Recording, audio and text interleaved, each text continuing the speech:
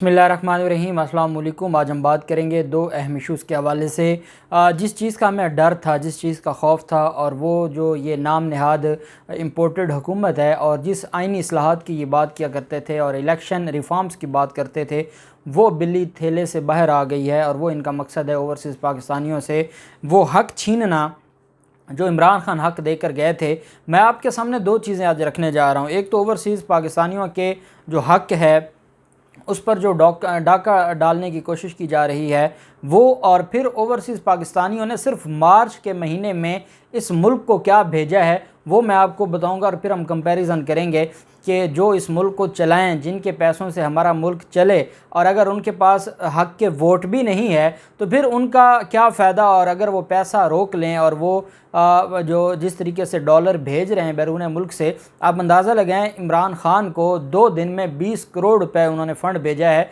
तो वो तो पाकिस्तान के लिए वो तो जीते हैं, पाकिस्तान के लिए मरते हैं। इम्पोर्टेड हुकूमत के नारे अगर पाकिस्तान में लगे हैं तो वो बैरून मुल्क भी, हर शहर में इतने बड़े बड़े एहतजाज हुए, इसका मतलब ये हुआ कि वो लोग भी पाकिस्तान के लिए जीते हैं। लेकिन ये क्यों खौफज़दा हैं पाकिस्तानियों से, ओवरसीज़ पाकिस्तानियों से, इनका खौफ मैं आपके सामने शेयर करने जा रहा हूँ।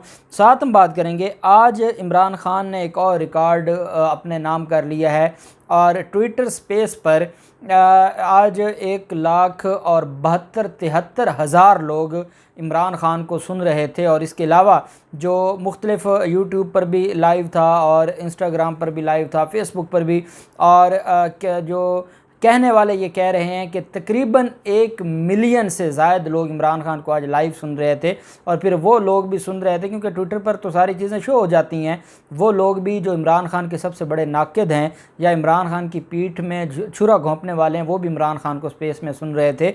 आज बड़ी अहम चीज़ें इमरान खान ने, एक तो कौम को आज ये बताया है साबिक़ वज़ीर-ए-आज़म इमरान खान ने कि फ़ौज इस मुल्क के लिए इमरान खान से ज़्यादा ज़रूरी है। और फ़ौज को एज़ ए इदारा, बतौर इदारा उन्होंने कहा कि कोई भी फ़ौज के ऊपर बात न करे।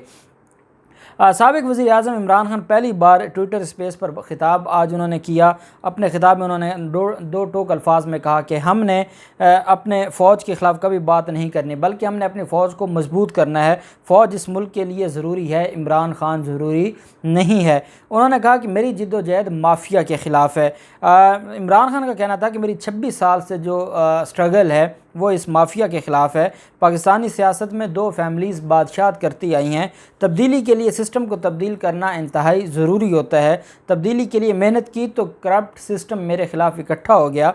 करप्शन माफिया, शुगर माफिया सब इकट्ठे हो गए। इमरान खान ने कहा मुझे मालूम था कि एक दिन ये सारे लोग मेरे ख़िलाफ़ इकट्ठे हो जाएंगे। अब ऐसे लोग मुल्क पर मुसल्लत हो गए हैं जो करप्शन में मुलव्वस हैं। आज जराइम पेशा अफराद हमारी कौम पर मुसल्लत कर दिए गए हैं। इमरान खान ने कहा कि दौरान हुकूमत मुझे ब्लैक मेलिंग का सामना रहा।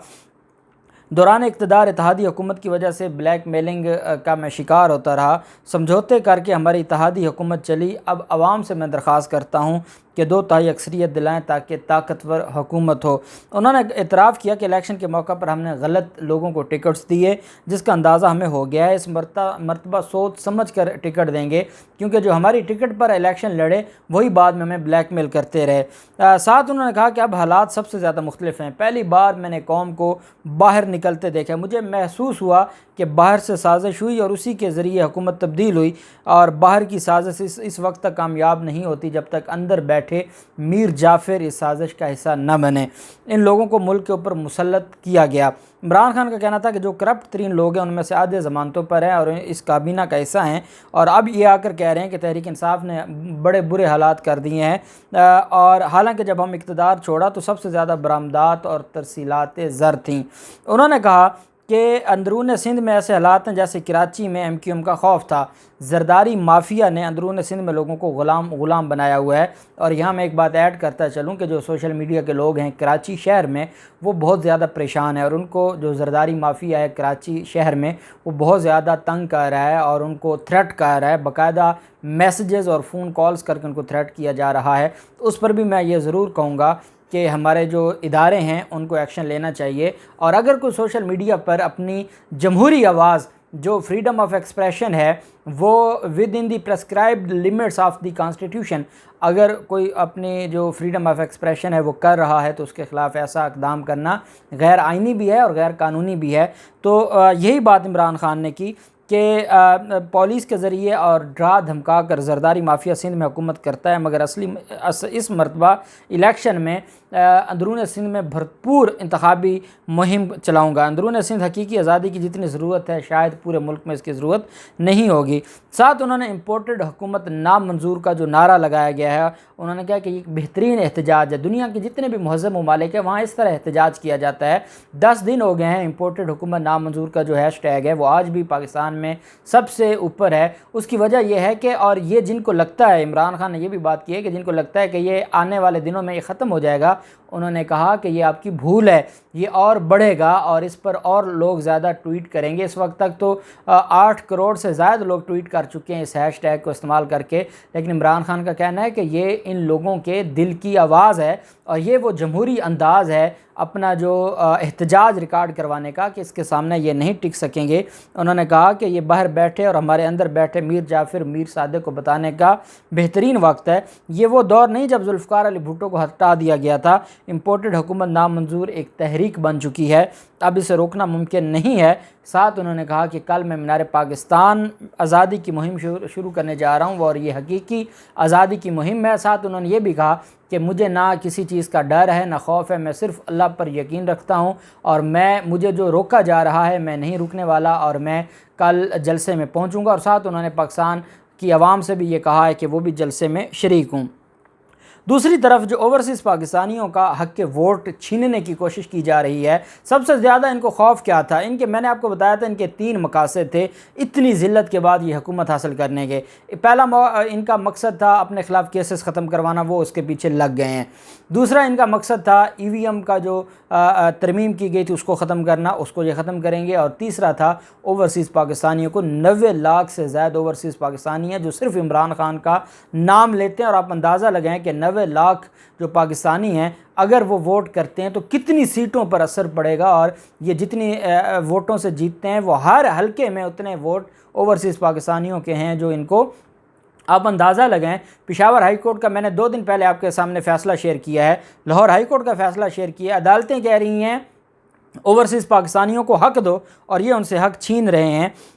हुकूमत के इस्तेहकाम के लिए समंदर पार जो पाकिस्तानी जो ओवरसीज़ पाकिस्तानी हैं वो बहुत ज़रूरी हैं। सिर्फ पाकिस्तान में मार्च के महीने में रिकॉर्ड 2 अरब 80 करोड़ डॉलर तरसीलात ज़र आई है। ये माहाना एतबार से 28.3% का इजाफ़ा है। और मामूल के मुताबिक सबसे ज़्यादा रकम सऊदी अरब और मुत्तहिदा अरब अमारात में रहने वाले पाकिस्तानियों ने भेजी है। इस रिकॉर्ड तरसीलात ज़र की एक वजह यह भी है कि वो अब पाकिस्तान पर इत्माद करने लग गए हैं और वो पाकिस्तान में पैसे भेजते हैं और वो पाकिस्तान को चलाना चाहते हैं। और इसमें बहुत बड़ा जो रोल है वो पाकिस्तान तहरीक इंसाफ का है। अब मुझे बताएं कि जब आप इन सारे मामलात को देखते हैं और आप ये समझते हैं कि ओवरसीज़ पाकिस्तानी किसी भी हुकूमत के लिए ज़रूरी हैं, तो आप उन ओवरसीज़ पाकिस्तानियों से हक़ के वोट छीन रहे हैं। आप कहते हैं कि उनकी तरफ से पैसा आए वो जायज़ है, वो अब आप मनी लॉन्ड्रिंग और मकसूद चपरासी और उन लोगों के अकाउंट्स के ज़रिए आप बरतानिया लंदन भेज देते हैं, लेकिन उनसे आप वोट नहीं उनका आप बर्दाश्त कर सकते। उनका डॉलर बर्दाश्त है, वोट बर्दाश्त नहीं है, ऐसा हरगिज़ नहीं होगा। अब इत्तेहादी जमात ने इंतखाबी इस्लाहात पर जो नाम नयात इंतखाबी इस्लाहात का नाम दिया है उस पर तजावीज़ तलब कर ली हैं। और जो वफाकी वज़ीर कानून हैं आज़म नज़ीर ताडर साहब, उनकी ज़ेर सदारत इजलास हुआ। ओवरसीज़ पाकिस्तानियों को वोट देने के हक़ के हवाले से जो कानून था उस पर नज़रसानी का फ़ैसला किया गया है। इजलास में आइंदा इंतखाबात में इलेक्ट्रॉनिक वोटिंग मशीन इस्तेमाल न करने पर भी गौर किया गया है। वज़ीर कानून का कहना है कि हम गरीब मुल्क हैं, वो गरीब मुल्क जिसको मैंने अभी आपको बताया है कि अरबों डॉलर वो पाकिस्तानी भेजते हैं, और वो गरीब मुल्क जो गरीब मुल्क उनके डॉलर और उनके पैसों से चलता है और वो पाकिस्तान के लिए अपनी जान देना चाहते हैं, उनके लिए पैसा नहीं है, अपनी अयाशियों के लिए पैसा है। 3 घरों को इन्होंने डिक्लेयर कर दिया वज़ीर आज़म हाउस, उसके लिए पैसा है, लेकिन उन पाकिस्तानियों के लिए पैसा नहीं है जो पाकिस्तान को पैसा भेजते हैं। वफाकी वज़ीर कानून कहते हैं कि हम गरीब मुल्क हैं, दुनिया भर में पोलिंग स्टेशन कायम करके वोटिंग नहीं करा सकते, सफारत खानों में भी इतने बड़े पैमाने पर ओवरसीज़ वोटिंग मुमकिन नहीं है। उनका कहना है कि ओवरसीज़ वोटिंग के बजाय पार्लियामेंट में तारकीन वतन की नशिस्तें मुख्तस करने पर हम गौर कर रहे हैं। वोटिंग मशीन के इस्तेमाल से पहले पायलट प्रोजेक्ट ज़रूरी है। ये डाका डाला जा रहा है।